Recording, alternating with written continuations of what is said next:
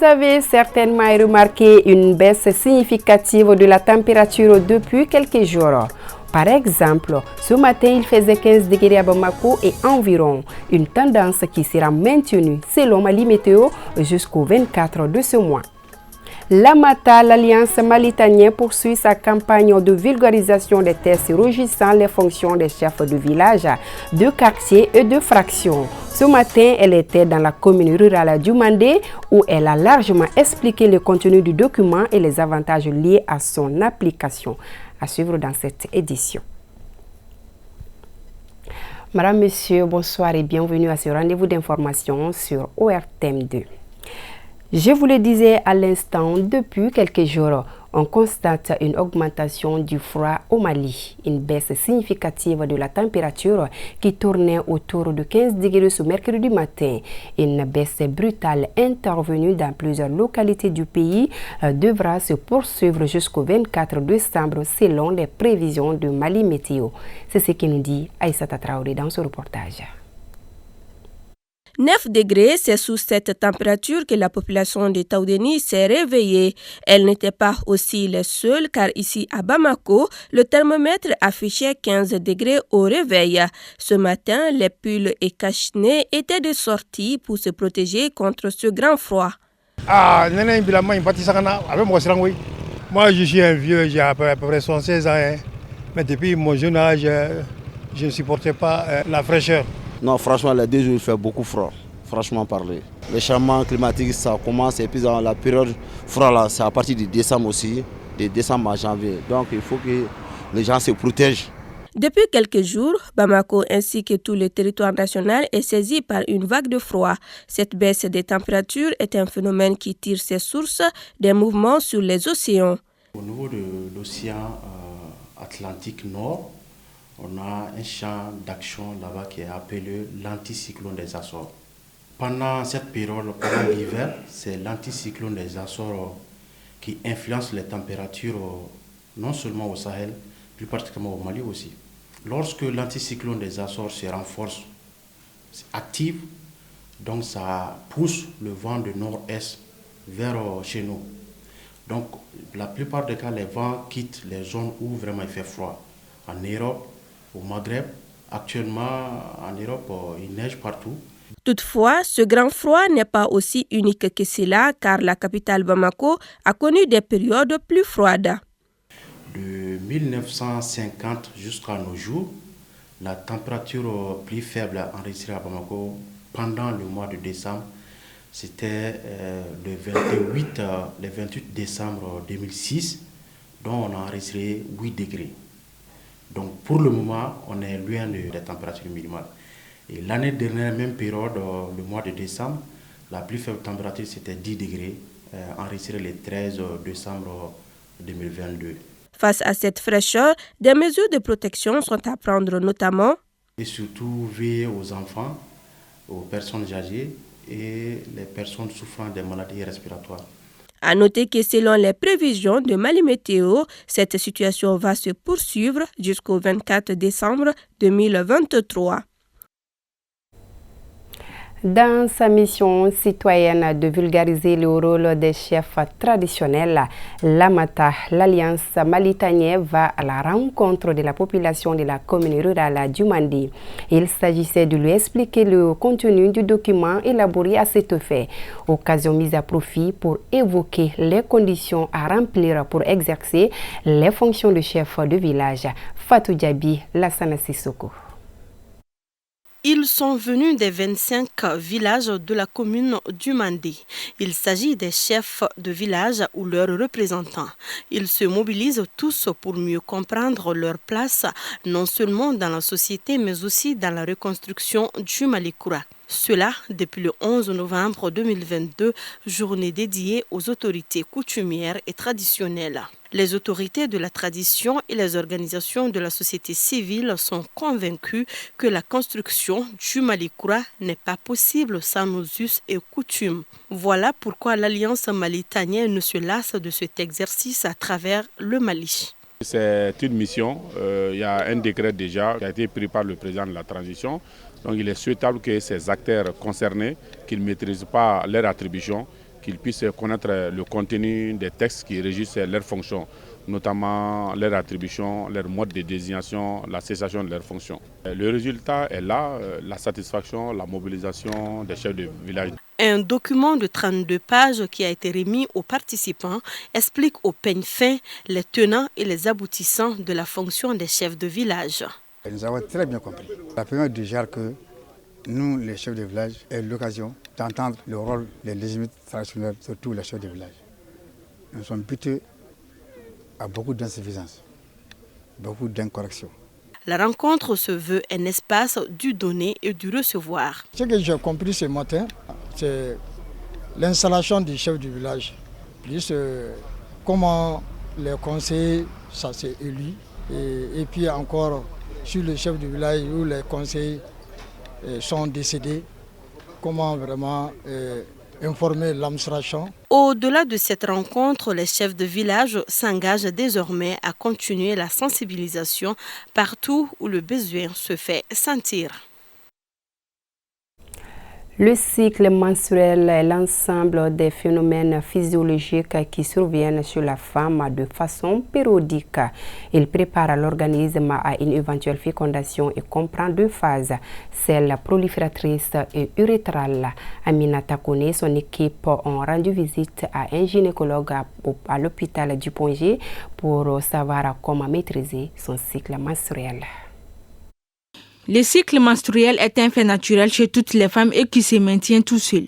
Le cycle des femmes, c'est 1 mois, mais pour la plupart des femmes, c'est 28 jours. Pendant ce moment, plusieurs changements se font dans le corps des femmes entre les deux cycles. Le cycle menstruel, que l'on prend d'ailleurs à tort comme les manifestations hémorragiques, cycliques, est plutôt l'ensemble de toutes les manifestations qui se déroulent dans le corps de la femme à partir des règles jusqu'aux règles suivantes, et l'ensemble de ces phénomènes se déroule environ chez la plupart des femmes entre 24 à 32 jours, le plus souvent 28 jours. Maintenir le cycle menstruel, on n'a pas besoin de faire quoi que ce soit, le cycle est naturel. Il se manifeste de manière naturelle et il détermine tout le comportement sur le plan biologique, sur le plan émotionnel, sur le plan physiologique, le comportement de la femme pendant tout le mois. Par ailleurs, plusieurs facteurs peuvent être la cause de la perturbation menstruelle. Toutefois, plusieurs méthodes existent pour maîtriser son cycle menstruel. On observe des cas d'irrégularité chez certaines femmes. Il y a plusieurs causes après les premières règles. Ça peut être normal. Après, ça se régularise toute seule, sans médicaments.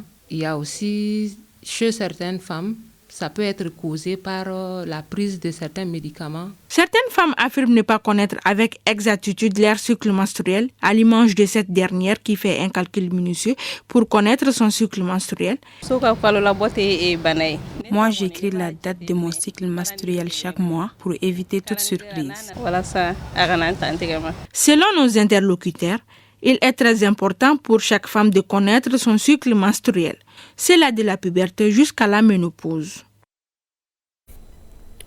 Clôture d'une session de formation de 4 jours au bénéfice de 35 encadreurs et 10 gymnastes venus des régions et du district de Bamako. C'était au Palais des Sports Salamatou Maïga, une initiative de la Fédération malienne dédiée à la discipline en partenariat avec l'Union africaine de la gymnastique. Mamoutou Danti. Le Mali a désormais ses guerriers pour mieux développer la gymnastique aérobique dans les différentes régions et du district de Bamako. Ils sont 35 encadreurs et 10 gymnastes à bénéficier d'une formation de 4 jours sur les caractéristiques de cette discipline peu connue au niveau national. Les stagiaires venus de Mopti, Gao, Ségou, Kai, Koulikoro, Kouchala et du district de Bamako ont apprécié cette initiative comme bien important pour l'avenir de la gymnastique aérobique au Mali. Yaka nous a donné en ces quelques jours ce que nous devrons apprendre en une année. Qu'à partir de l'année 2024, le Mali aura les aigles nationales de l'aérobique. La différence entre la gymnastique aérobique et ce qui se passe dans les salles de gym fitness, ce n'est pas la même chose. Et je pense que l'équivoque est levé. Les participants eux-mêmes ont compris l'importance de la gymnastique aérobique qui est codifiée, qui est un ensemble des séquences, des pas de base aérobiques, des éléments acrobatiques, les éléments de difficulté, les transitions et autres.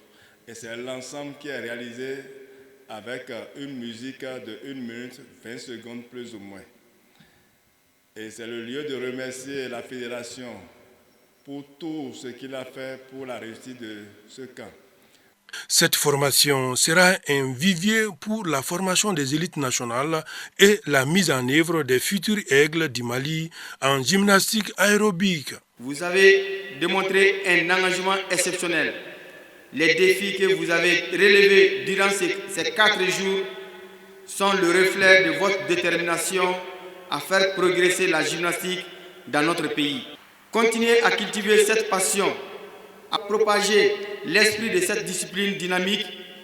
En clôturant ce camp de formation, nous tournons notre regard vers l'avenir avec optimisme. L'occasion est pour moi de demander à ces encadreurs d'aller transmettre les notions acquises pendant ces 4 jours aux jeunes qui sont dans leurs différentes salles et qui les attendent. Ces différents participants sont désormais de véritables ambassadeurs dans leurs localités respectives pour le développement de la gymnastique aérobique à travers le Mali. Sport au football au final de la 3e édition de la Coupe du numérique. Elle a opposé l'équipe de l'ORTM à celle de l'AGFO. Après le temps réglementaire, les scores étaient de 0 but partout. Finalement, l'ORTM s'est incliné 2-1 devant la partie adverse. C'était lors de la séance des tirs au but. Cette compétition, faut-il le souligner, vise à contribuer à la promotion de la cohésion sociale entre les deux structures. Moussa Diabaté et Moussa Kamara. Pour sa première finale en 3 éditions, l'équipe de l'ORTM rate le coach. Le trophée de la Coupe du numérique reste dans les locaux de l'AGFO. Un match âprement disputé après le coup d'envoi donné par le Premier ministre, Dr Shogel Kokala Maïga. N'ayant pu se départager au terme du temps réglementaire, il a fallu la séance des tirs au but pour voir l'AGFO s'imposer 2 tirs à 1. Vraiment, c'était une joie immense. Bon, c'est notre deuxième fois, on est habitué à la victoire. C'est notre deuxième trophée. J'espère que la prochaine année aussi, on va encore remporter des Je dis félicitations à AGFO. L'ORTM aussi n'a pas démérité parce qu'on a joué jusqu'à la fin du match. Donc on a été départagé par tir au but. Donc je félicite mes joueurs aussi. Rappelons que 10 équipes ont pris part à cette compétition rythmée. La Coupe, il y a d'autres idées derrière si ce n'est pas de regrouper l'ensemble du secteur du numérique. Parce que nous travaillons dans le domaine du numérique, mais rarement nous avons l'occasion de nous retrouver en dehors de nos bureaux. Donc on s'est donné l'occasion de se retrouver sur des terrains gazon, faire du sport. Ça permettra aux travailleurs de pouvoir être complètement en forme pour faire face au travail. Avec cette seconde consécration, l'AGFO garnit son armoire et reste reine de la Coupe du numérique. Voilà, félicitations à l'ORTM et à l'AGFO. C'est communiqué avant d'éclore définitivement cette édition. Il est porté à la connaissance des opérateurs économiques que l'opération spéciale d'importation du contingent tarifaire de 50 000 tonnes de sucre est prorogée jusqu'au 29 février 2024.